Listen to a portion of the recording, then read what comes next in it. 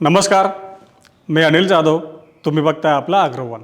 कर्जमाफीची रक्कम खात्यामध्ये जमा होण्यासाठी शेतकऱ्यांना पहिल्यांदा दोन कामं करावं लागणार आहे. एक तर फार्मर आय डी आणि दुसरं म्हणजे आधार प्रमाणीकरण. त्यानंतरच आपल्या खात्यामध्ये कर्जमाफीची रक्कम जमा होणार आहे, म्हणजेच आपलं खातं नील होणार आहे. पण मग नेमकी कर्जमाफीची ई-के-वाय-सी करण्याच्या आधी आपल्याला ही यादी कुठं पाहायला मिळणार आहे, ई-के-वाय-सी नेमकी कुठं करायची आहे, याचीच माहिती आज आपण जाणून घेणार आहोत. आता काल मुख्यमंत्र्यांनी पंढरपूर येथे जवळपास 17 लाख शेतकऱ्यांची यादी तयार असल्याचं, म्हणजे 17 लाख शेतकऱ्यांची कर्जमाफी करण्याची तयारी सरकारनं केल्याचं सांगितलं होतं. आज पुन्हा सरकारकडून माहिती देण्यात आली की 16,96,000 म्हणजे जवळपास 17 लाख एवढ्या शेतकऱ्यांची यादी तयार झालेली आहे.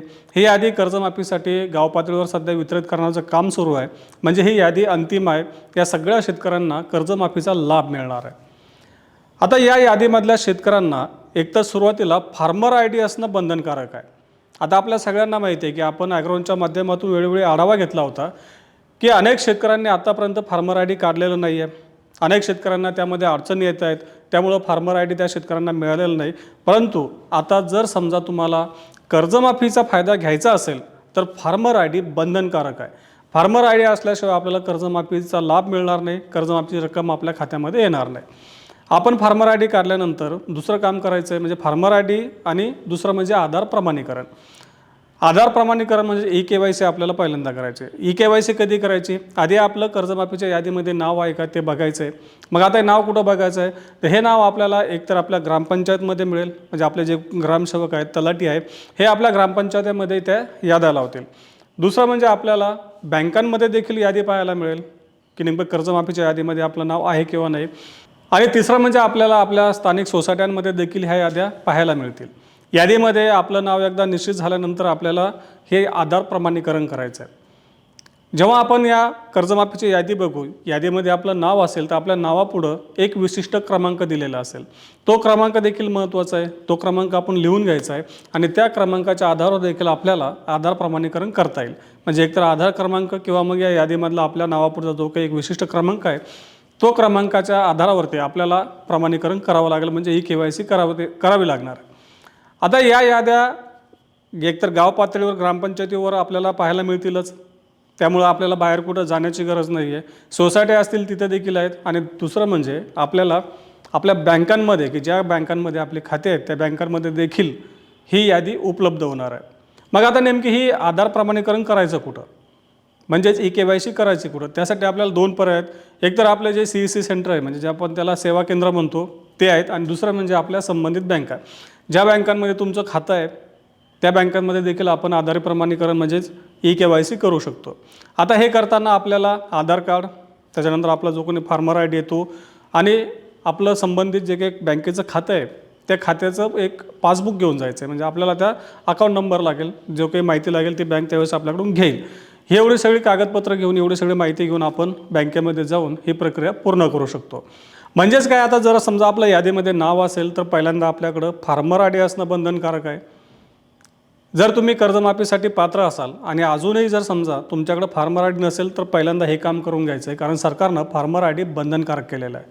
अनेक शेतकऱ्यांकडं अजून फार्मर आय डी नाही आहे, अनेक अडचणी आहेत. त्यामुळं याद्या प्रसिद्ध झाल्यानंतर आपल्याकडं फार्मर आय डी नाही असं होऊ देऊ नका.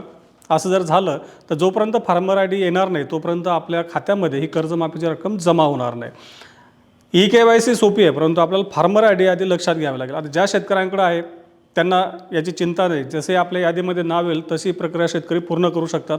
एकदा आपली ई-के-वाय-सी पूर्ण झाली, आधार प्रमाणीकरण पूर्ण झालं तर कर्जमाफीची रक्कम ही आपल्या खात्यामध्ये जमा होईल, म्हणजे आपलं खातं नील होईल. आता राज्यातल्या जवळपास 56 लाख शेतकऱ्यांची कर्जमाफी होईल असं मुख्यमंत्र्यांनी सांगितलं आहे.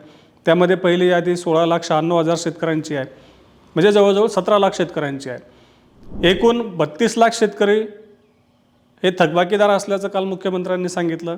जवळपास 23,50,000 शेतकरी नियमित कर्जदार आहेत असं देखील मुख्यमंत्र्यांनी काल सांगितलं होतं.